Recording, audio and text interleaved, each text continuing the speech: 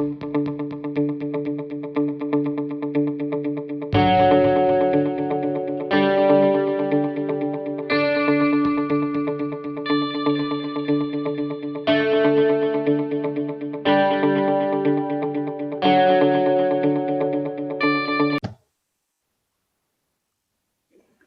everyone, welcome back to the Australian Rotary Health podcast called The Research Behind Lift the Lid.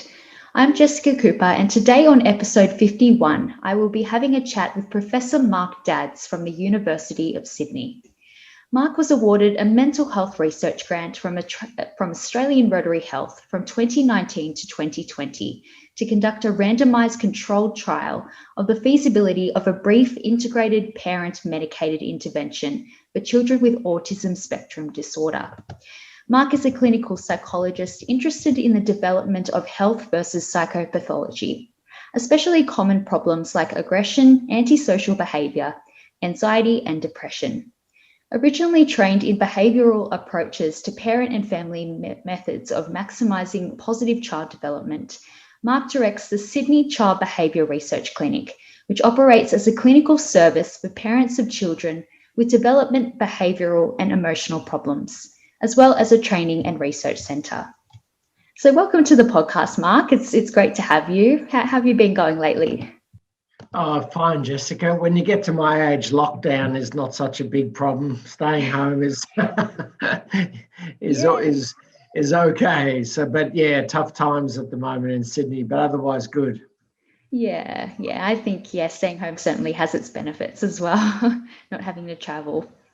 Well, it's great to have you on the podcast today, and it would be great to talk more about your research project. But before we get into that, your research project focused on trialling an intervention for children with autism spectrum disorder. To start off, would you like to tell our audience a bit about this intervention and how it works? Yeah, so thank you for the lovely introduction and very eloquent.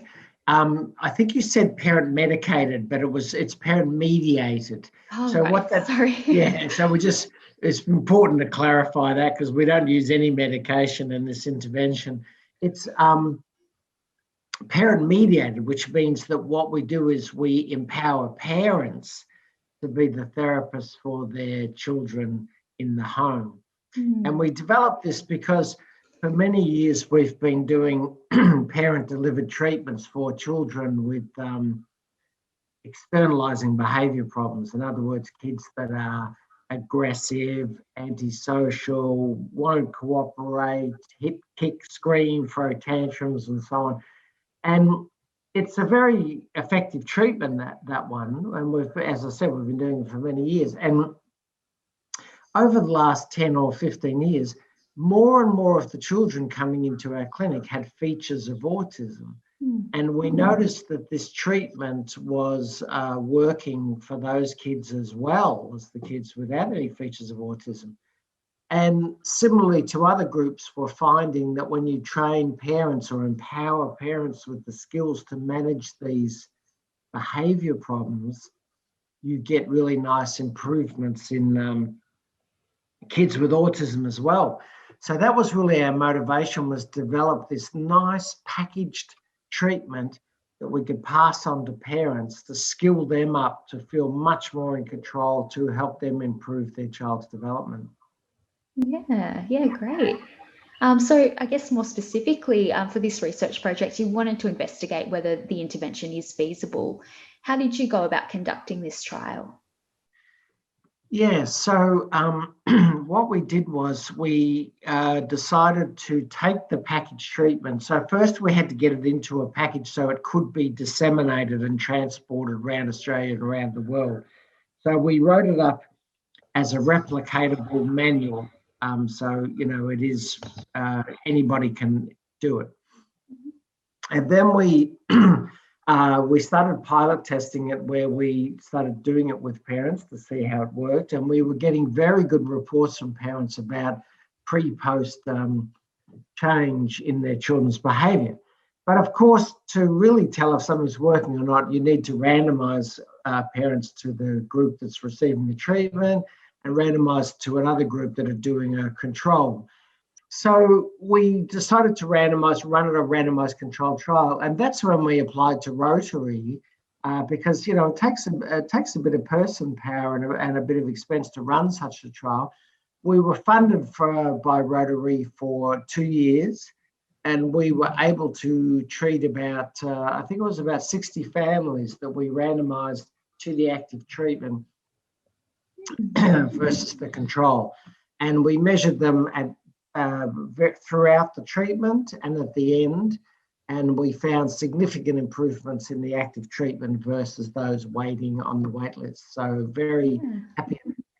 I should say that thanks to Rotary and that study, we were able to get funding from NHMRC to take it to the next level, which is a massive Australia-wide trial of the intervention. Yeah, well, that's great to hear. It sounds like it was a very positive trial. And could you perhaps maybe talk more about some of the specific findings that you found? Yeah, so now here's the interesting bit, right? There's nothing in the treatment that is fabulously original. In other words, we didn't invent anything, hugely new. What we did was we took the most powerful evidence-based elements that parents can use to work with their children, and we packaged them for the first time into one simple treatment that you can go to one clinic and get. Because previously, you really could very hard to find that in Australia. And the three elements we put together for the first time were the following. Number one, an ABA type therapy to reduce problem behaviour in the child. Now, parents will know about this. ABA, Applied Behaviour Analysis, is a behavioural strategy for reducing things like tantrums, screaming, aggression, and so on like that. Now, most ABA in Australia is done by first-year psych students working with the kids, but we believe it's most important when it's done by the parents, in the home. So the first component is training the parents up in how to manage those really kind of aggressive, aberrant type behaviours. Secondly, we show parents this strategy for developing social communicative skills in these kids. And this is a kind of very cool way of playing and interacting with children where you commentate their play and mirror their emotions and so on.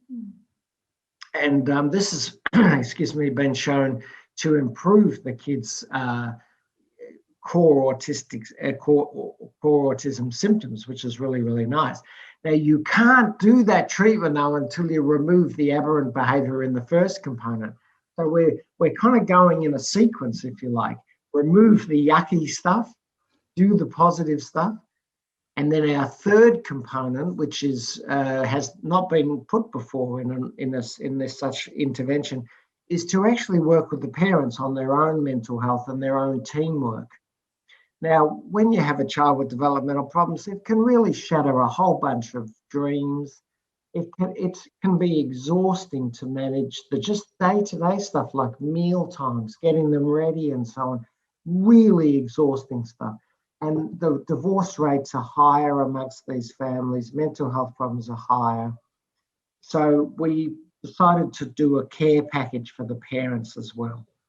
So that's the way we do it. We run it, get rid of the yucky behaviour, improve the positive social behaviour, and then empower the parents with their own mental health and put those together in a package together. And our hypothesis is that those three effects are synergistic. In other words, they help each other. If you get change on the first, it leads to better change on the second, etc.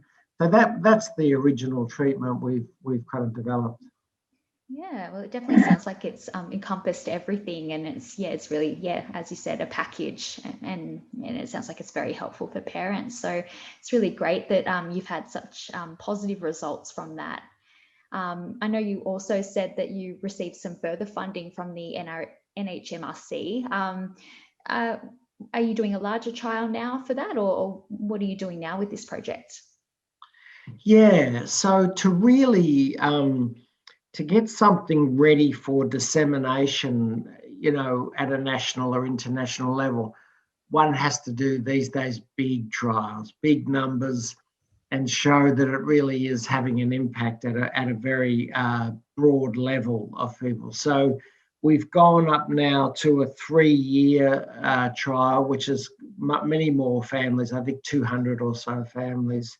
And we're taking those families from all over Australia. And because of the lockdowns, of course, we're just doing it 100% online. So when families join us to do the treatment, we conduct all of the assessments and all of the sessions over Zoom meetings at this point, which was a bit nerve-wracking for us at first. We weren't sure how it would go, but it looks like it's doing really, really well. But the good news about that is, of course, that it means that we can have families from all over Australia join the trial rather than just be around us in Sydney where we operate in the clinic. Yeah, absolutely. And I suppose this is so good at a time like this, having that availability to give the intervention online as well, so it can help so many more people who might not be able to access that face-to-face. Absolutely. That's right. Yeah. And so I guess if someone wanted to participate in this trial, is there anywhere that they could go to get involved? Absolutely, yeah. They can just Google me or at the University of Sydney, and we're actually called the Sydney Child Behaviour Research Clinic. And so if people Google that, they'll find all of the contact details, and they can just call, or actually these days it's better to email, because with the lockdowns happening in Sydney, we're not sure we're always sitting there at the phone. But if people email me and email the clinic, we will respond and, call back for a chat to get people involved in the treatment. Absolutely.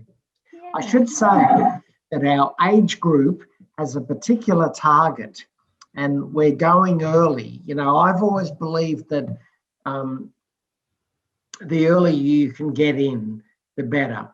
And especially when you're developing these social communicative skills with children, it's really important to do it while they're developing language and social skills. So our target age is really 2 to 6 years of age. That's where we think the sweet spot is for this intervention. Yeah, and it's great that you mentioned that as well, because I don't know if you heard, but recently Australian Rotary Health announced that we're going to be directing our funding towards projects that are focused on the mental health of young Australians aged 0 to 12. So it used to be 0 to 25, and now we're narrowing that down even more. And yeah, it's so important that we do target those earlier age groups. Do you have much more to say around that kind of topic? Oh, Jessica, I could go on for days about that topic. Let me tell you, look, there's a real problem in Australia with mental health services available for youth in the teen years. There's very few services there. It's a real problem, and something needs to be done about that. However, I think if we're thinking in terms of the long term, we're better to put our resources earlier on in life. You get so much more bang for your buck in terms of treatment outcomes when you go early. And for example, I'll give you an example. The area I've worked at the longest is kids, as I said, with externalizing behavior problems, tantrums, aggression, non-compliance, and so on and so forth. If you treat that in the kind of 2 to 8-year-old kids, you get really, really impressive outcomes. You really can shift these kids and make a massive difference in their life. You can also do it in teenagers, but boy, is it harder. And, if you've got a big 15-year-old who's throwing tantrums and is aggressive and non-compliant, it's so much harder to get treatment effects. So we've got to start spending more of the mental health dollar early on, where we know we can get really, really good change. So I'm really happy to hear that about Rotary, and I'm just a big fan of Rotary, and I think that's fantastic. Yeah, that's great. And speaking of Rotary as well, it's always fantastic to hear about the research that we fund and the outcomes and how they help real people, especially young people. For our Rotary audience, can you perhaps talk a bit about the impact mental health research funding has overall? Oh, look, there's a famous figure. I wouldn't be able to pull it up now and share it with you, but there's a famous figure that was presented about 20 years ago in a journal that focuses on economics of health. And it was an amazing graph, and it showed how much you save in the mental health system for every dollar of research spent. And it was phenomenal. And mental health was the biggest bang for your buck.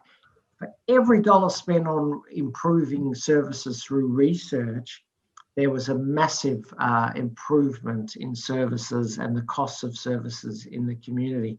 So, I'm a big believer in this. And if you even go back to when I started years ago in Queensland, if you had a child with these problems and you brought them into a mental health clinic, you would be likely to receive a kind of play therapy where you would drop your child off, you would go off and get a coffee or do whatever you were going to do, and then the therapist would kind of play with the child and then deliver them back to you an hour later.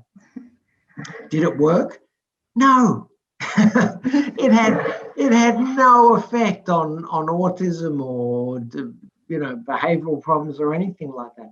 And that was back in the 1970s and 80s. And you look at how far we've come now in terms of the development of evidence-based programs that really do make a difference. And it's phenomenal. And where did it come from? Research.